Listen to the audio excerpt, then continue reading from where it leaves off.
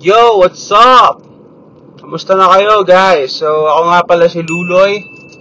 At syempre, welcome to our channel, Loloy meets Hyojina. So, sa mga baguhan sa channel namin, ako si Loloy at syempre yung fiancé ko ay si Hyojina. Filipino po ako at si Jeannie ay Korean. At nakatira po kami dito sa Canada. So, sa lahat ng mga bago dyan, welcome to our channel. At sa mga matatagal na, mga Team Generals at ating Team Drama pa more. Kamusta na kayo, guys? So, imagine nyo, guys, no? Kakauwi nyo lang galing sa work, tapos, syempre, pagod na pagod kayo. Pumasok kayo sa kwarto nyo para mag-nap ng konti.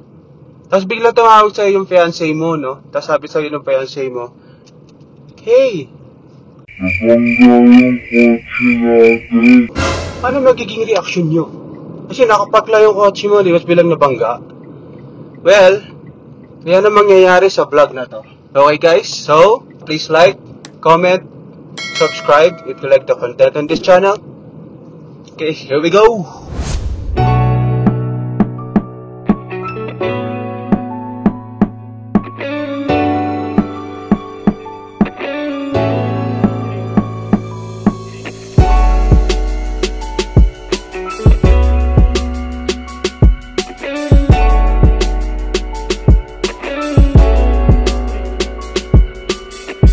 So, tinawagan ako ni Jeannie kanina, natutulog ako, galing ako sa work, na ito yung news, may bumangga daw sa kotse namin. Nakapark yung kotse ko dun sa parking lot ng apartment namin, tapos biglang may bumangga daw. Hindi ko alam kung sino yung bumangga, pero landscaper daw na vehicle. So, ngayon, papakita ko sa inyo yung damage ng sasakyan, saka kung ano yung mga mangyayari. So, hindi dapat to yung content na gusto namin ilagay dito, pero dahil nangyari to, I'm putting this here. Okay guys, puntahan na natin yung kotse. Pakita ko sa inyo yung damage ng sasakyan namin. Yung name pala ng sasakyan ko is mitzzy. Si mitzzy namin nabangga.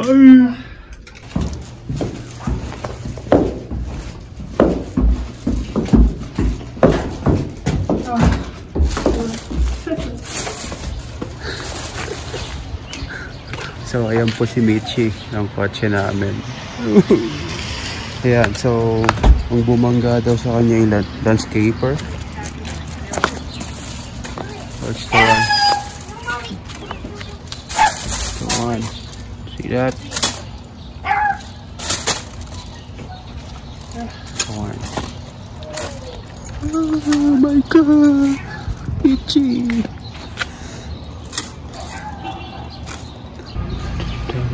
Car.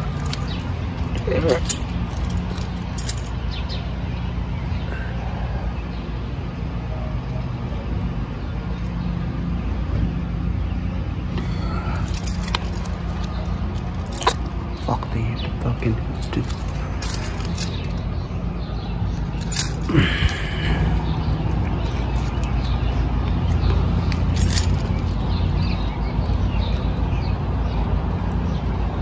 Then it's okay. I don't know about the sensors though.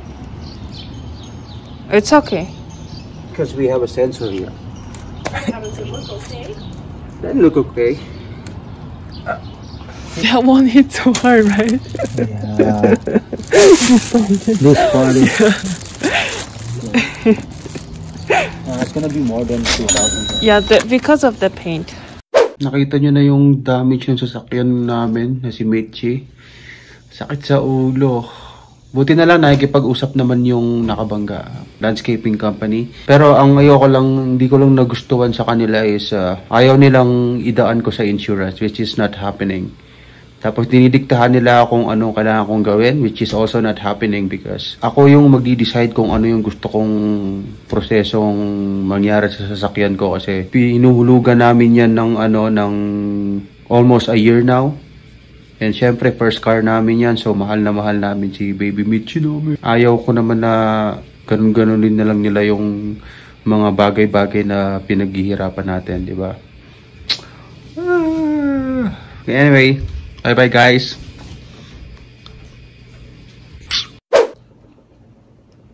Oh my god, you look so bad. I'm so stressed. Oh my Anyway, good morning guys. So, Oh my gosh. we couldn't sleep yesterday after our accident and we just called the police. I mean, tinawagan ko muna yung insurance yesterday and then I took some pictures today.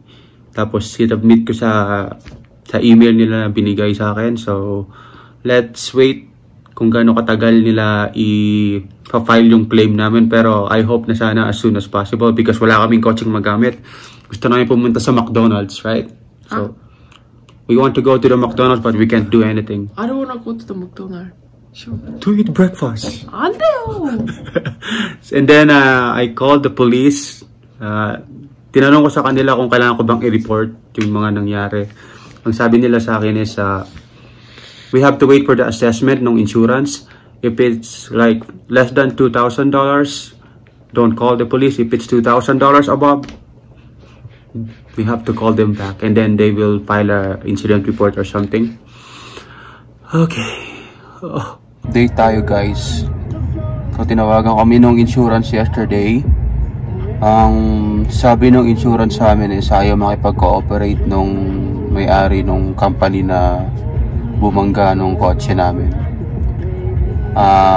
It means na ayaw nilang ibigay yung insurance policy nila, which is yun lang yung kailangan namin para maka-go ahead na kami sa repair. Yesterday nag-report na rin tayo sa police tulad nung na-mention ko at hinihingi din ng police yung insurance policy ng company. Nakikita nyo naman ngayon na naka-start yung kotse, ginagamit pa rin namin siya, so okay pa rin siya, drivable pa din. Ayun. So, yeah guys, update ko lang kayo ulit. Okay? Bye-bye. Hi guys. Another update for the car incident. So, ang update is pinadalan na kami ng receipt ng insurance company at bibili na nila yung mga parts na kailangan para dun sa kotse. Para sa baby mitzzy namin. At ang update naman dun sa nakabangga sa atin, yung company, hindi pa rin sila nagbibigay ng insurance policy nila. Okay, so we have to wait until next week. For now, we're going to the Korean market, A-Mart. Samahan nyo kami.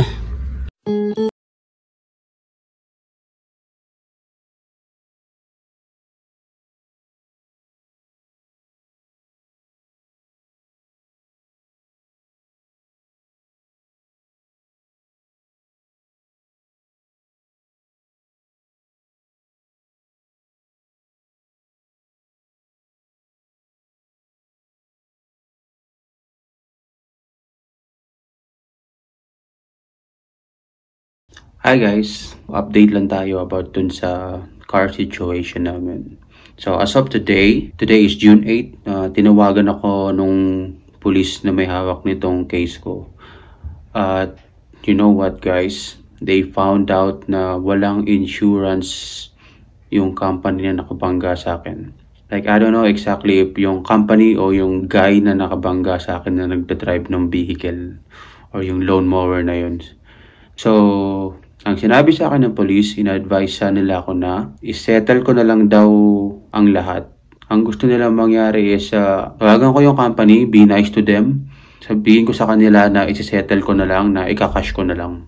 Ayun. So what I did, I called my insurance company. So ang tanong ko is, pwede pa ba kaming mag-go ahead ng claim namin since walang insurance yung kabilang party?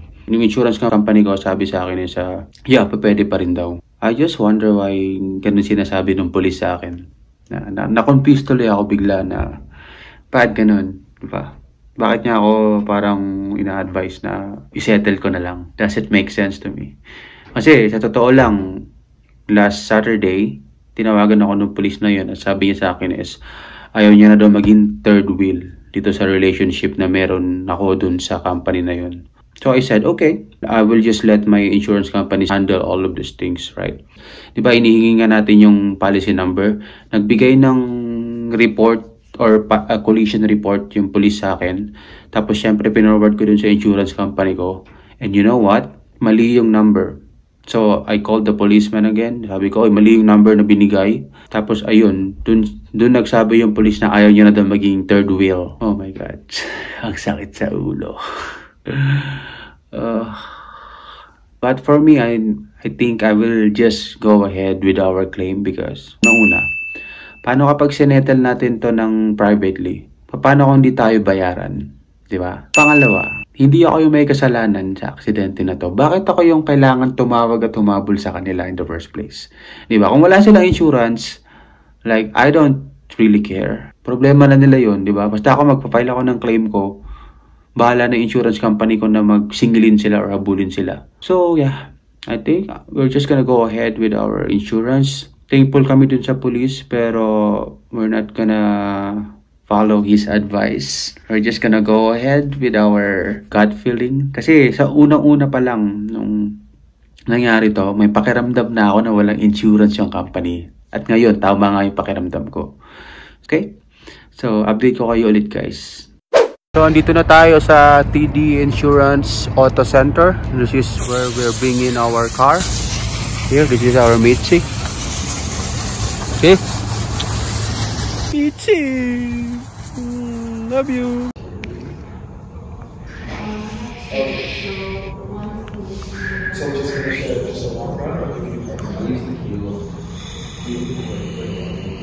Yeah.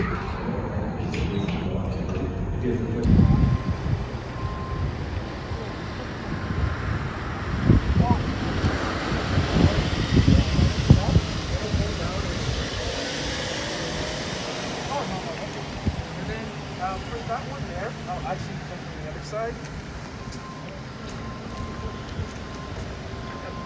No, that's okay. So,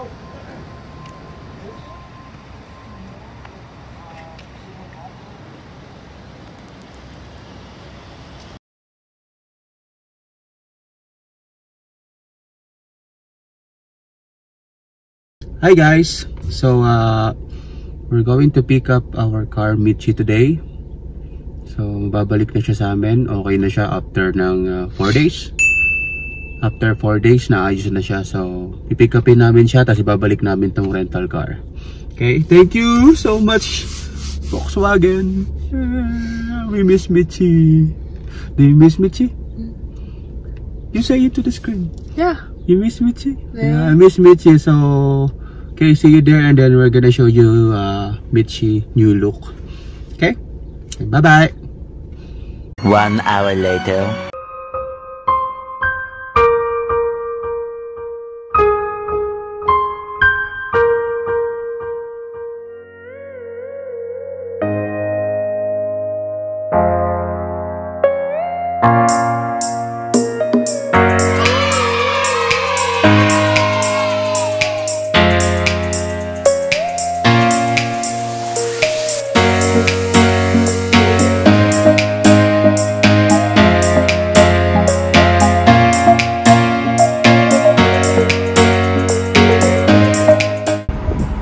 Ng driver ko.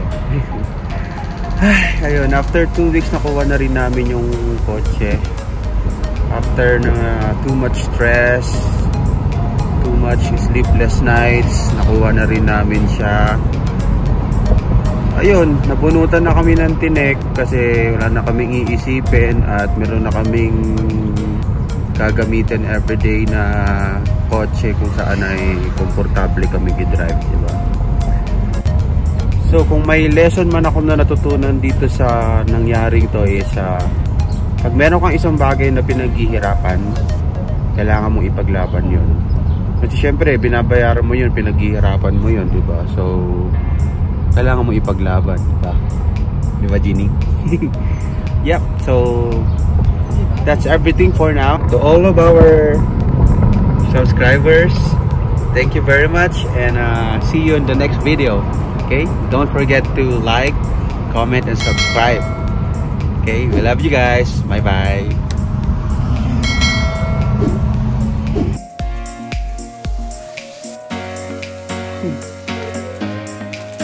Okay, drama pa. Drama pa more. Drama pa more. Ano yan? Ano yan, te? Yan po, nakakita niya po. So, Koreans love using chopsticks. Yeah, they love using chopsticks. Look at her, eating chips. And of course, using chopsticks.